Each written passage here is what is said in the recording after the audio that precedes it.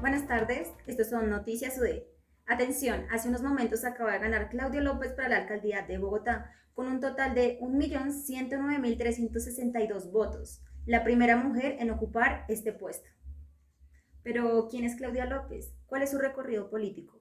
A continuación, un pequeño informe.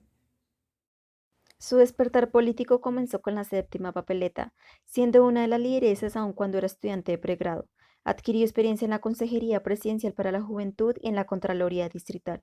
Estuvo ligada a Peñalosa siendo directora de Acción Comunal y a Juan Lozano apoyando su candidatura desde el Comité Estratégico. Pero, ¿desde cuándo resonó el nombre Claudia López entre los colombianos? Resulta que sus denuncias e investigaciones sobre la parapolítica sirvieron de base para llamar a juicio a más de 40 congresistas. Algunos fueron condenados.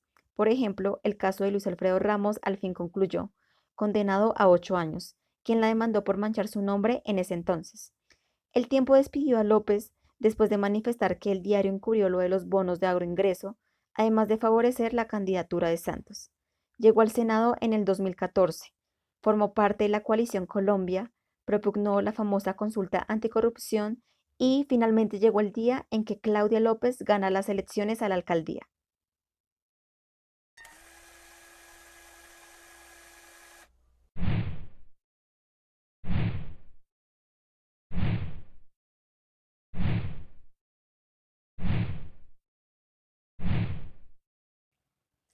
Estos fueron algunos de los titulares que se han visto durante la gestión de Claudia López. Por eso hoy hemos invitado a dos analistas, Andrea Ceballos, de La Oreja Roja, y Gabriela Pardo, de Revista Semana. Bueno, buenas tardes, Charik. Muchas gracias por invitarme a este espacio. En primer lugar, La Oreja Roja es un medio digital independiente creado en Medellín de la mano de 4 periodistas y tiene como objetivo principal la transmisión de opinión para generar debate. Por ser precisamente un medio independiente, no está sujeto a las directrices de las élites que normalmente son las que financian a los medios tradicionales, como Semana. Así es, Andrea. Bueno, muchas gracias por invitarme. Aprovecho para presentarme. Mi nombre es Gabriela Pardo y hoy voy a analizar cómo Revista Semana cubre el tema de Claudia López. Digamos que Semana es un medio tradicional, ya que fue fundado en 1946 por Alberto Lleras Camargo. Actualmente es dirigido por Vicky Dávila y financiado por el grupo Gilinski.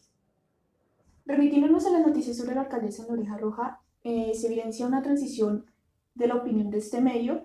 Inicialmente, durante su gestión como senadora, la exaltaban, la tildaban de que era una mujer con un carácter firme, era una mujer vehemente. Sin embargo, vemos este cambio cuando, después de la controversia del pico de género, el medio empezó a cuestionar mucho la gestión de la alcaldesa y por ende las propuestas que ella aclamaba en campaña. Esto da cuenta de cómo este tipo de eventualidades hacen que medios como La Oreja Roja cambien la perspectiva que tenían frente a algo o a alguien, en este caso a Claudia López. Ahora vamos a analizar los titulares de semana. Como podemos ver en esta imagen, hay dos tipos de contenido.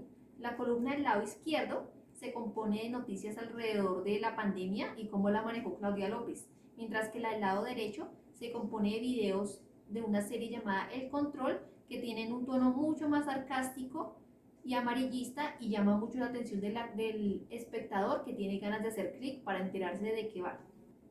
Entonces, quiero que nos detengamos en este último video que se llama El Control, el pincel de Claudia, y veamos unos segundos. Soy María Andrea Nieto y esto es El Control. Hoy le haremos el control a los actos simbólicos que dicen tanto.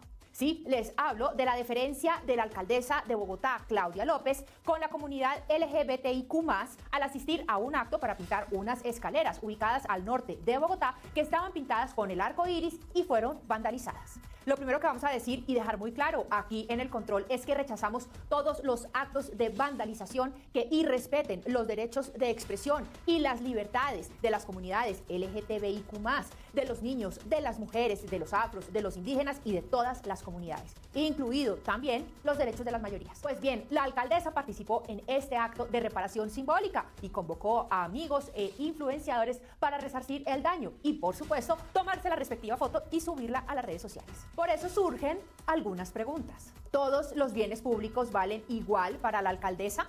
¿por qué no se han hecho otros actos de reparación simbólicos en bienes públicos, como por ejemplo el monumento a los héroes? Sí, el que dejaron pintorreteado y vandalizado después de las manifestaciones del paro nacional y al que nadie le ha parado bolas en la administración de Claudia López. ¿Para cuándo el acto de reparación de las estaciones de Transmilenio destruidas o del monumento del Portal de las Américas?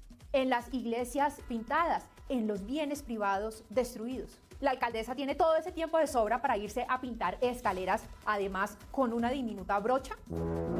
De aquí podemos sacar varias cosas. Primero, el tono sarcástico que predomina a lo largo de todo el video. Segundo, que Semana inicia aclarando que apoya a la comunidad LGBTQ+, sin embargo, acaba por menospreciar las escaleras de la diversidad al decir que hay otros bienes públicos que sí merecen ser restaurados por la alcaldesa. Un poco contradictorios, ¿no? Y tercero, que la solicitud que hace es un poco desproporcionada, pues pedirle a la alcaldesa que restaure todos los bienes públicos y privados es muy difícil. Además, ¿qué tanto le compete a la alcaldía restaurar los bienes privados? En nuestra siguiente sección tenemos como invitado a Oscar Rodríguez, quien es politólogo y nos va a dar su análisis sobre las propuestas de Claudia López. Gracias por tu invitación, Charit. Entonces, básicamente vamos a hablar de 3 rasgos fundamentales, los cuales fueron parte de las propuestas en campaña y se contradijeron con lo hecho en el mandato. Ahora, uno de ellos fue su propuesta sobre Transmilenio por la 68. Ella nos decía que no iba a haber Transmilenio por la 68 definitivamente y que todo el proyecto que Peñalosa tenía en curso se iba a parar y el presupuesto se iba a desviar a otros proyectos. Sin embargo, en el plan de ordenamiento territorial nos dimos cuenta que este proyecto sí se va a hacer y que incluso ya están aprobadas la mayoría de tramos. Cuéntame de la segunda propuesta. Bueno, la segunda propuesta es acerca de la supuesta protección que se le iba a dar a los LGTBI, la cual nos dimos cuenta que con leyes como el pico y género, en realidad se generó mucha más discriminación de la que había. Recuerdo que para entonces los índices de discriminación y violencia contra esta comunidad aumentaron con el pico y género. Claro que sí, era muy contradictorio con la campaña y con la propuesta en sí, porque ella decía que los policías, quienes eran los victimarios en la situación que planteas,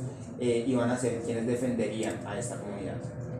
Y por último, vamos a hablar sobre las manifestaciones en las cuales ella dijo que el SMAT iba a ser el último punto de control para estas movilizaciones. Sin embargo, nos dimos cuenta hace poco que fue todo lo contrario. A continuación, nuestro último invitado, quien es Santiago Ramos, es economista y nos va a dar su análisis sobre esta percepción que hay sobre Claudia López. ¿Qué más, Charo, Oscar? ¿Cómo están?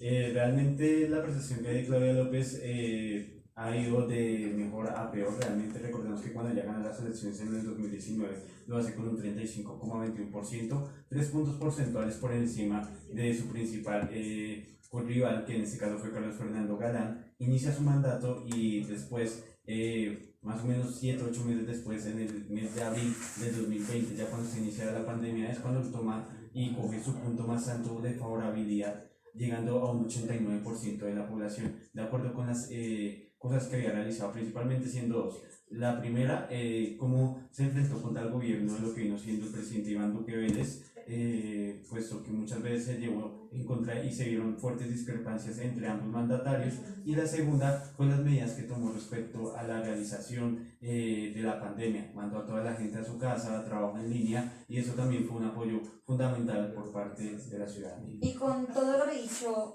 ¿qué hay sobre esa percepción que tienen los bogotanos sobre la gestión de Claudia López actualmente? Actualmente ha ido disminuyendo radicalmente, pasó de un 89% ahorita recientemente en el mes de septiembre a un 36%, principalmente por 2 factores.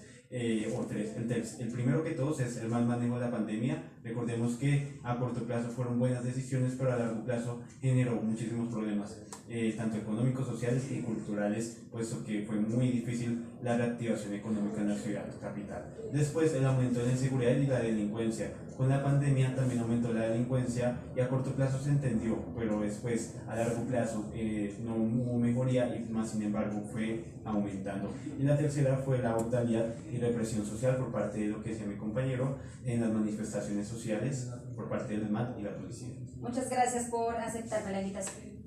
Gracias. Claro, gracias.